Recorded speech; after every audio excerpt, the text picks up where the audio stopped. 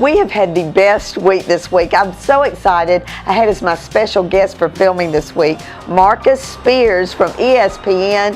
We royally entertained him, but I think he overdid it with us. It was awesome. And then we did a special event for Apero Academy that was just wonderful. We raised a lot of money. So we've got some hospitality tips to go over. Let's go on inside.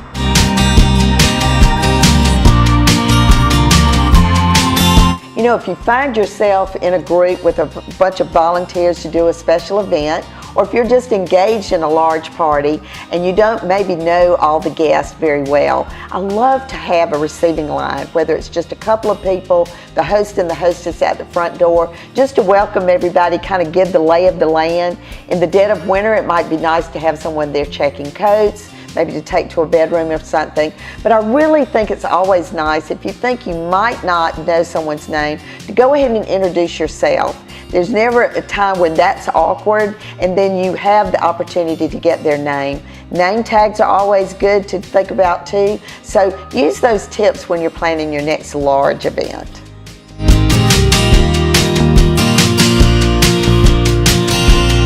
Okay, my tip with leftovers this time, you may find a little unusual. I know all of us maybe will make a big casserole and then we're going to serve it again the next night, or we might have spaghetti sauce left over that we use for something else in a couple of days.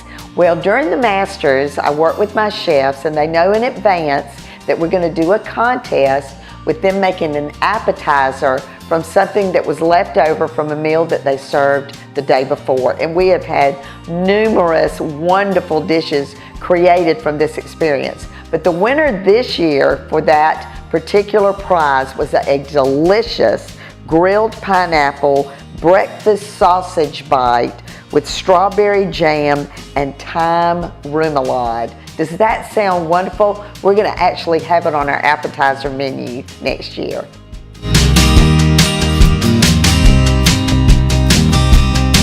Over the summer, Emily and I were traveling on a business trip, and we loved to listen to NPR's How I Built This. Well, one of those times, Stacy Brown, the founder of Chicken Salad Chick, was telling her story. It was amazing. So I reached out to her to ask her if she would like to be a guest on the VeryVera show, and she agreed. So the show this weekend features Stacy. She tells the whole story of how she created this phenomenal company. We're using several of her products to make some great recipes, so be sure to tune in this weekend.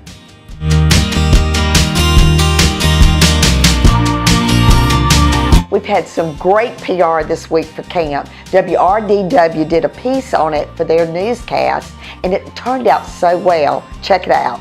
One of the things that we teach the campers is how to set the right table. Vera Stewart knows that, and that's part of why she started the VeryVera cooking camp. And it has truly grown into something that I never saw coming. Starting out 16 years ago, it's grown into several classes that stretch 6 weeks throughout the summer. So we really focus on culinary skills and learning nutrition, but we also have a craft room and an education room. Of course, there's a lot of cooking, but the campers learn skills that go beyond that. Learning how to set the table, I think I have more comments. I'll be in the grocery store and somebody will say, oh my goodness, she taught my grandchild how to set the table and fold napkins. Advanced classes take it even further. So they learn how to look at a recipe and determine the price of that, and more of an entrepreneurship side. It's an experience parents say is priceless. The reaction from these parents on something that is not part of the school system, that these kids are accelerated in areas that they never saw, that's what I think the parents love about this program.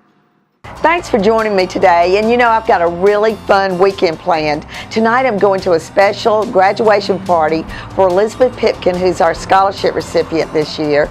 Then on Saturday night I'm going to be attending the dance recital for our oldest granddaughter Pinkney, who's graduating from Davidson. This is with Pulse Dance Studio, so this is going to be her swan song. And then on Sunday, Lucy, who's 5, will be doing her piano recital. So I hope all of you have a great weekend, and I'll see you next week.